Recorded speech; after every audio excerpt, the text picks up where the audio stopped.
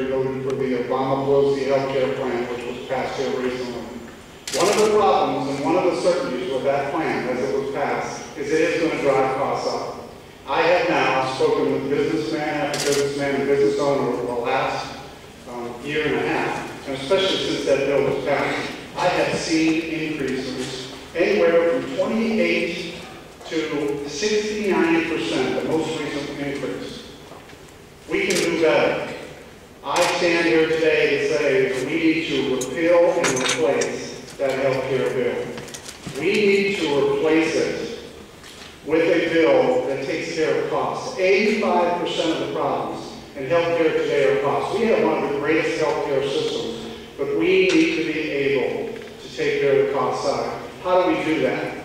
Well, look, I've been a businessman and in the healthcare profession for close to 30 years, and I can tell you two things that occur in healthcare. Number one, we practice defensive medicine. In the healthcare business, you have to practice defensive medicine. Why is that? Because we have frivolous lawsuits out there, and we really need a comprehensive plan to address tort reform. That's one way we can bring costs down. The other way we can bring costs down is very simple: competition. Look, I'm a small businessman that has gone out and had to bid out health insurance. We need to reduce the walls right now, and we need to be able to bid health insurance out across state lines, increase competition, and be able to bring those costs down. The only thing certain in the Obama health care plan that Mr. Boccieri passed and approved is that costs are going up. Now, I do stand and say there are some issues in coverage that I agree with. We do have to take care of the safety net. And I will stand here and say that whatever plan we replace it with will take care of the safety net and at the same time reduce costs. Thank you, Mr. Renacci. Mr. Blevins. I agree that competition reduces costs while also providing quality goods and services. I therefore think we do need to repeal the health care legislation that was recently passed, because that is the best way to increase competition.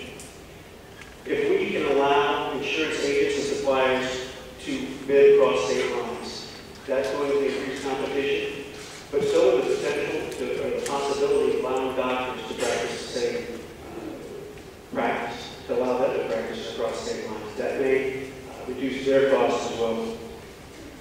I think some of the other things that would help with the health care costs, though, is to curb a lot of the abuse that's currently going on in this system. If we were to implement a $3 to $5 copay on all Medicaid patients, regardless of HMO, it would curb a lot of the abuse that's costing taxpayers billions of dollars. These are things that we could look at and address, and at the same time reduce the abuse and increase competition. Thank you, Mr. Blevins. Congressman Boccieri. Thank you. I had a small business owner come up to me just recently, a woman, and she said, Congressman, I'm very concerned about this health care bill. I said, well, what are you concerned about? Are you okay with the fact that we're allowing students to stay on their parents' plan until they're 26? She said, yeah, I'm okay with that. Are you okay with the fact that we're ending pre-existing conditions for children? Like Jay Hopkins, an autistic boy here in this audience, who for the first time was able to get health care insurance last week, has his insurance card with him today. She said, no, I'm okay with that. I said, well, maybe you're not okay with the fact that small businesses are going to get a 35% tax rate in 2010 and a 50% tax rate in 2014. She's like, well, I'm okay with that. I guess maybe I ought to give it a chance. I think we ought to give it a chance. And let me just say that this position that they have taken about repealing and replacing, they have way more courage than I could ever dream of having. You see, I've flown in and out of combat zones all over the world. And I can tell you that they have more courage because they can go down right there in front of this audience and take Jay's insurance card and say, sorry, Jay, we're standing with the insurance company, we're not standing with you today.